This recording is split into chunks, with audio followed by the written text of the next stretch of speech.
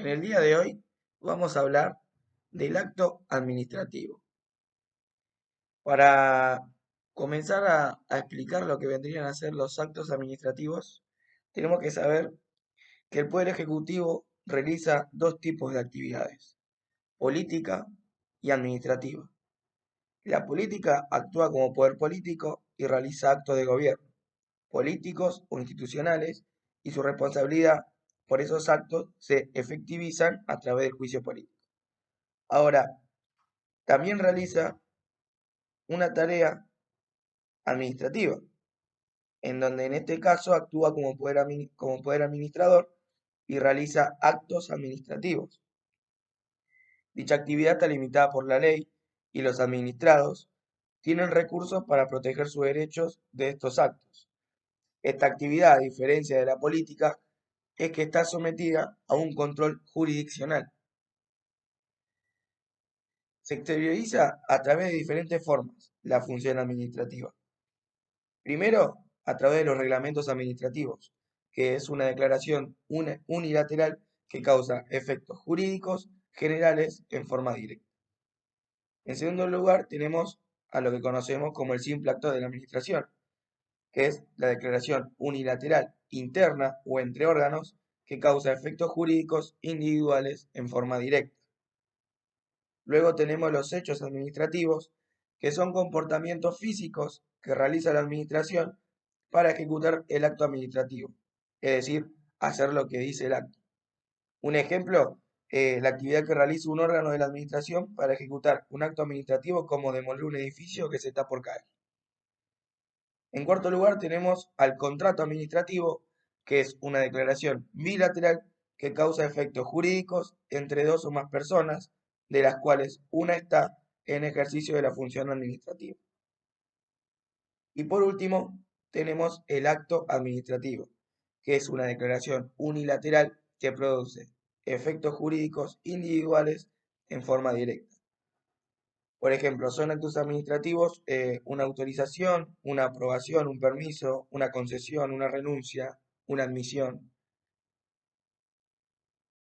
Bien, siguiendo con el concepto que acabamos de dar del acto administrativo, vamos a ver que hay varios autores que en sus definiciones consideran que los contratos y reglamentos también son actos administrativos, pero hay otros que lo niegan. Varios autores definen al acto administrativo, pero yo en mi caso me quedo con lo que establece el autor Casagne, que dice que el acto administrativo es aquel que comprende toda declaración proveniente de un órgano estatal emitido en ejercicio de la función administrativa y caracterizada por un régimen exorbitante que genera efectos jurídicos individuales directos con relación a los administrados que son los destinatarios del acto. También podemos decir que el acto administrativo es un acto jurídico, porque hay una relación de género a especie, es decir, el género es el acto jurídico y la especie el acto administrativo. El acto administrativo es un acto jurídico que produce efectos jurídicos sobre el administrado y permite que el Estado exprese su voluntad jurídica en temas relacionados con la administración. Pero hay una diferencia, porque en el acto jurídico las partes establecen relaciones jurídicas en condiciones de igualdad.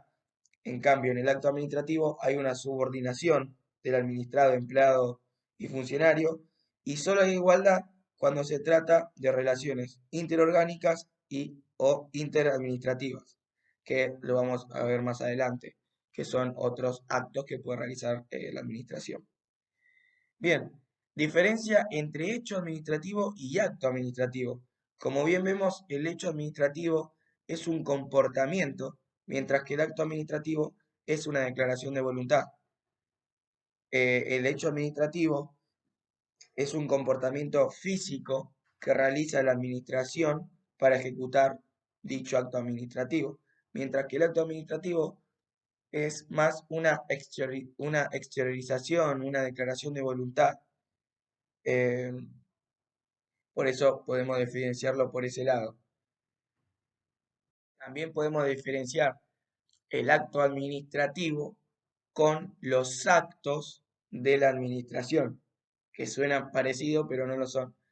¿Por qué? Porque el acto de la administración produce efectos internos, es decir, en la administración, sus órganos y entes.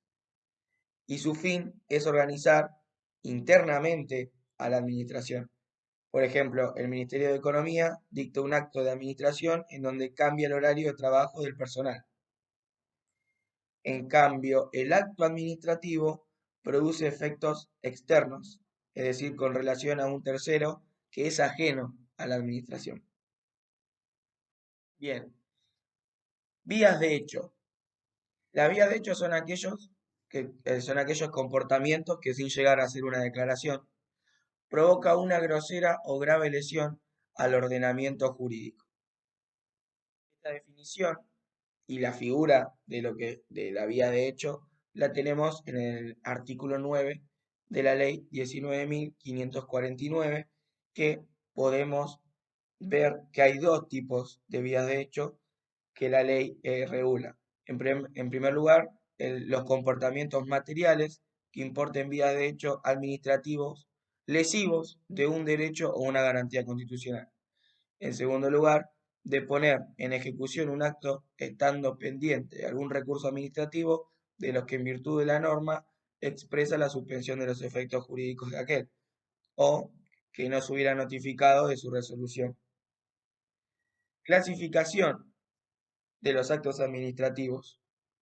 Hay que aclarar que, como algunos autores consideran que los contratos y reglamentos son actos administrativos, mientras que otros lo niegan, las definiciones de la clasificación que vamos a ver, que vamos a estudiar en diferentes tipos de autor, van a variar dependiendo si el autor lo considera o no a los contratos y reglamentos como actos administrativos o no.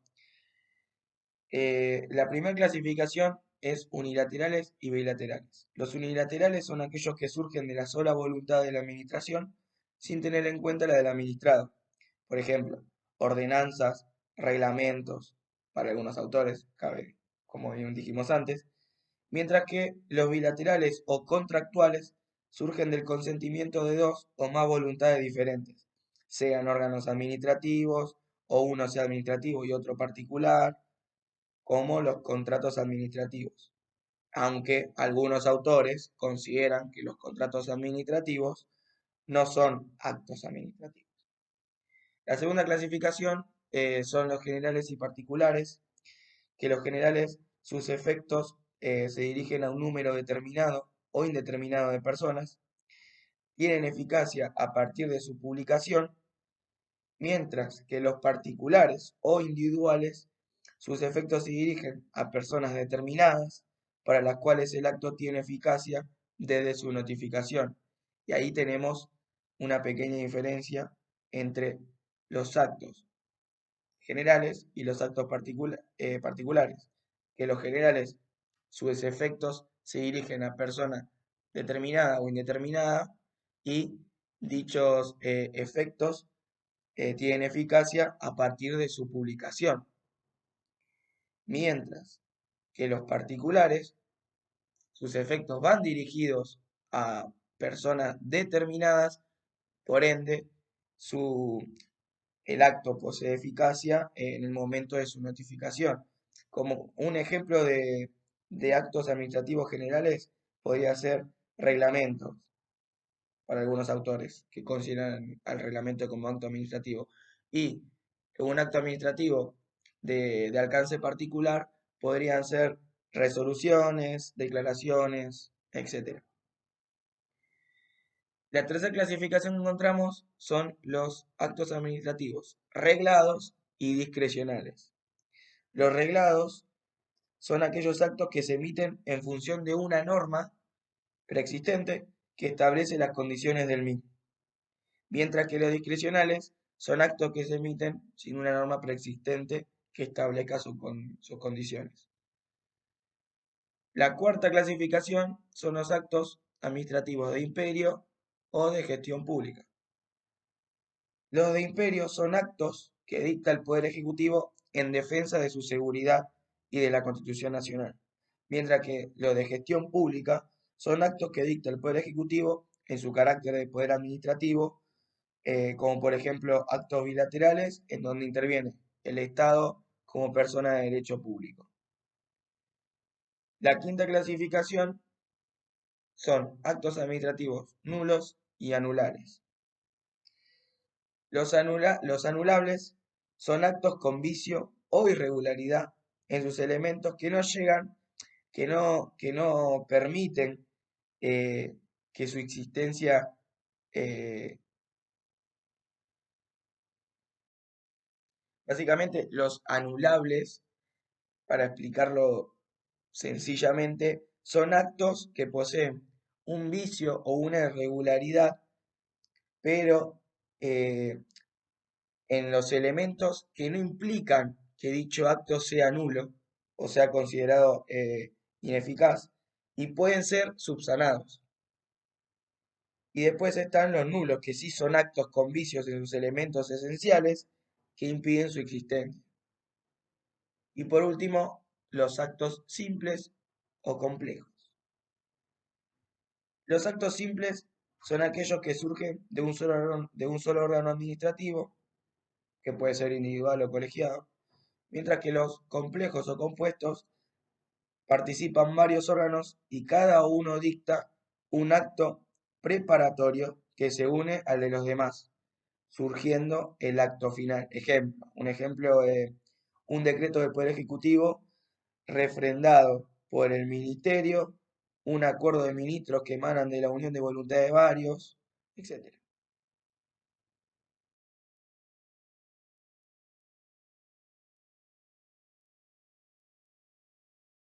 Bien, ahora vamos a hablar de los elementos del acto administrativo. Estos elementos son de gran importancia porque cuando lo analicemos va a depender de ellos si el acto administrativo va a ser considerado nulo o válido. Hay dos tipos de clases que son los elementos esenciales o los elementos accidentales o accesorios. Los elementos esenciales son competencia, causa, objeto, procedimiento, motivación, finalidad y forma. Estos requisitos esenciales los tenemos reglados y mencionados en el artículo 7 y 8 de la Ley 19.549 de procedimientos administrativos. Para, antes de comenzar a definir y hablar de cada uno de ellos, tenemos que saber que al ser elementos esenciales, si al acto administrativo le falta algunos de ellos o si están pero se encuentran viciados, el acto administrativo va a ser nulo de nulidad absoluta. ¿Qué quiere decir esto? Que no puede ser subsanado y se vuelve al principio como si el acto administrativo nunca hubiera existido. Entonces, para comenzar, vamos a hablar del primer requisito esencial, que es la competencia. La competencia, en el artículo 7, en el primer inciso, lo que dice la ley es que ser dictado por autoridad competente. Básicamente, la competencia es la atribución funcional o la aptitud legal que se le da a un órgano para crear actos administrativos. Entonces, es el conjunto de funciones y facultades atribuidas a un órgano, el cual es representado por un funcionario que debe tener dicha competencia. Entonces podemos hablar de una competencia subjetiva y una competencia objetiva. La subjetiva es la aptitud para actuar que se le otorga al órgano, mientras que la objetiva es el conjunto de funciones que ejerce un órgano.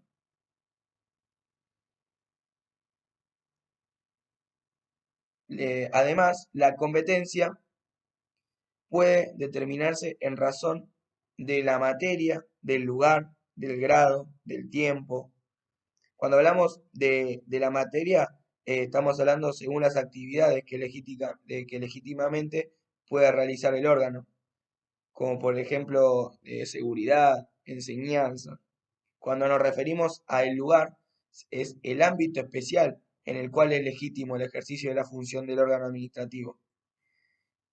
El grado se refiere a la posición que ocupa un órgano dentro de la ordenación jerárquica de la administración, mientras que el tiempo habla del periodo en el que es legítimo dicho ejercicio de la función del órgano, ya sea permanente o por un lapso determinado.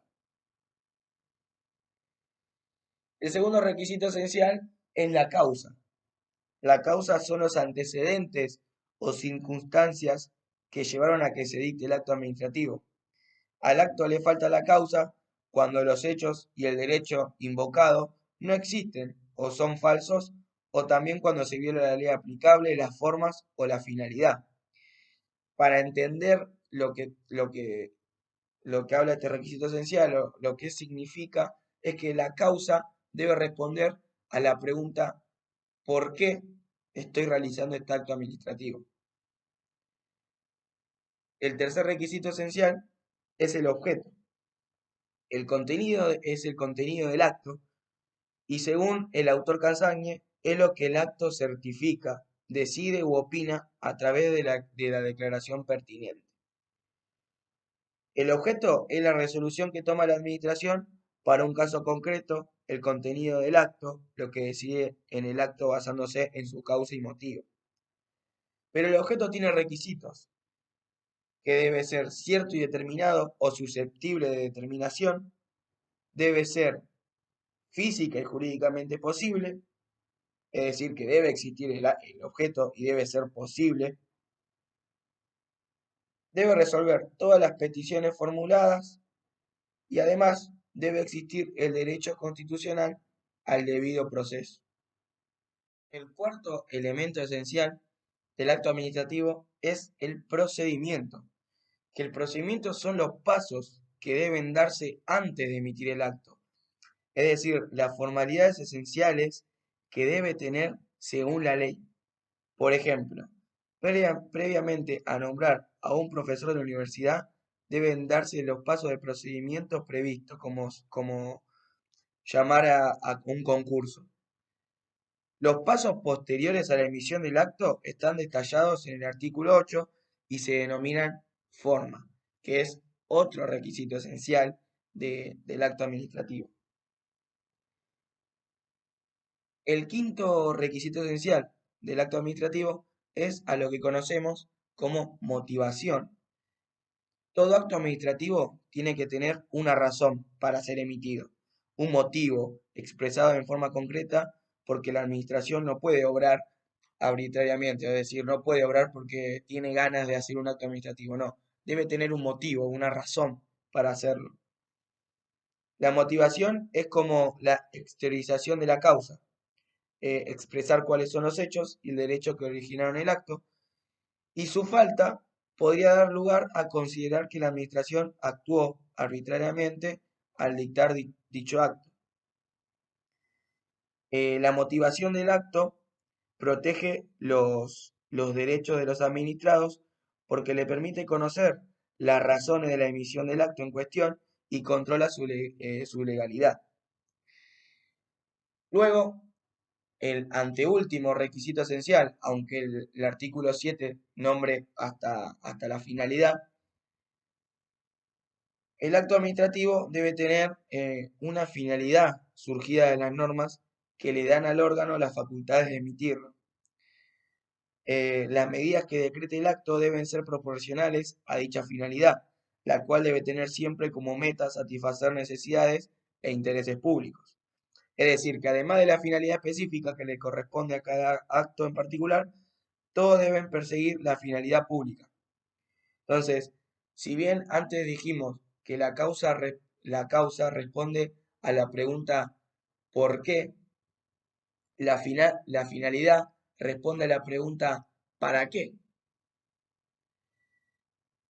Y por último, tenemos al requisito esencial conocido como la forma, que la forma se encuentra en el artículo 8 de la Ley de Procedimiento Administrativo y básicamente son los pasos posteriores al dictado del acto, que son necesarios para que el administrado pueda conocerlo.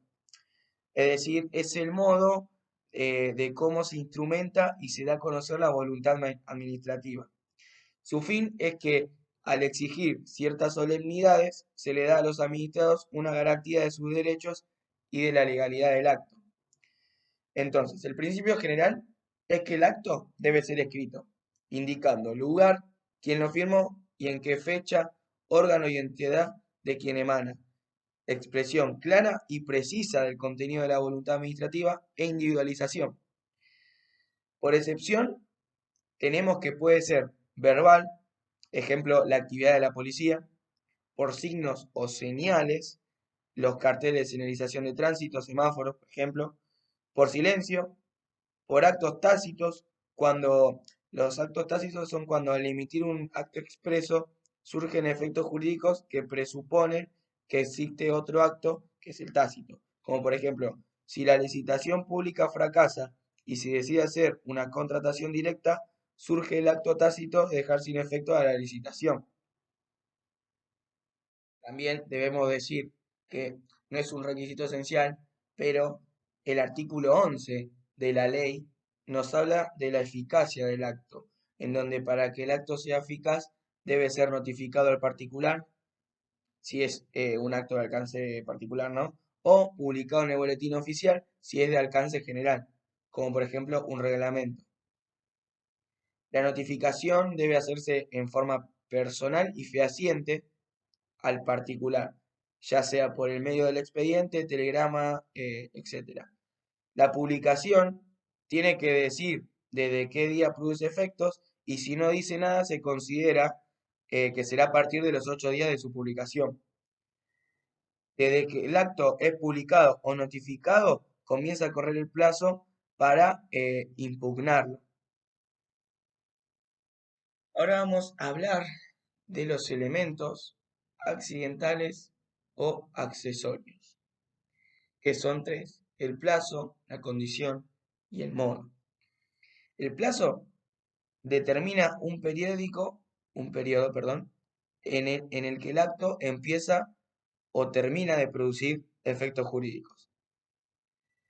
Mientras que la condición es el acontecimiento futuro e incierto, ya que puede suceder o no, que tiene por efecto subordinar el nacimiento o la extinción del acto administrativo a que se cumpla dicha condición. Y puede ser suspensiva o resolutoria. Cuando hablamos de la suspensiva, es cuando el nacimiento del acto depende que de la condición se produzca. Los efectos surgen a partir de que se cumple la condición. Algunos autores consideran que la condición suspensiva no puede aplicarse porque en el derecho administrativo el acto tiene que emitirse de acuerdo a una situación actual y no futura. Mientras que la condición resolutoria es cuando la extinción del acto depende de que la condición se produzca. Los efectos se dejan de cumplir cuando se cumple la condición resolutoria. Y el modo. El modo es la obligación o carga que debe cumplir el administrado.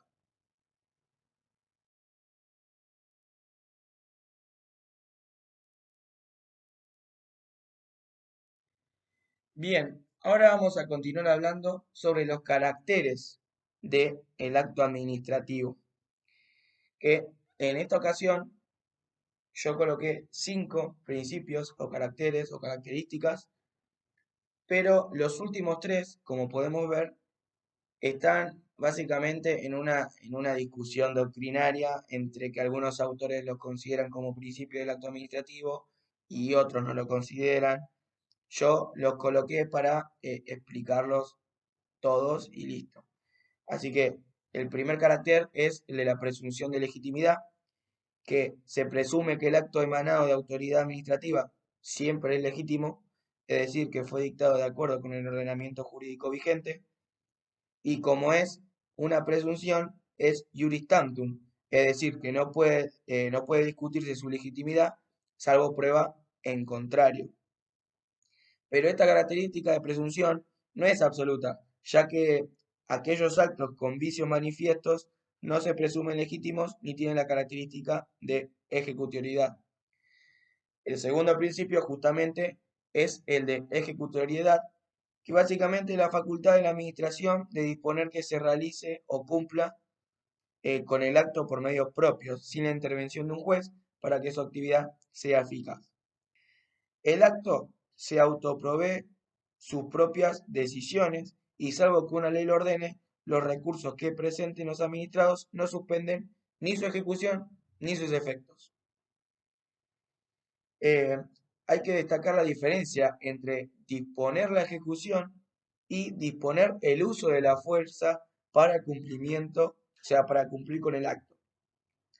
Disponer con la ejecución es la regla general, es decir, la administración no tiene poder de coacción, mientras que disponer el uso de la fuerza para cumplir con el acto es la excepción y se tendrá ese poder si la ley lo autoriza, como por ejemplo actos que impliquen proteger al dominio público, como por ejemplo eh, demoler edificios que se encuentren peligrosos y también, no sé, sacar mercaderías que están en mal estado y afecta a la salud pública.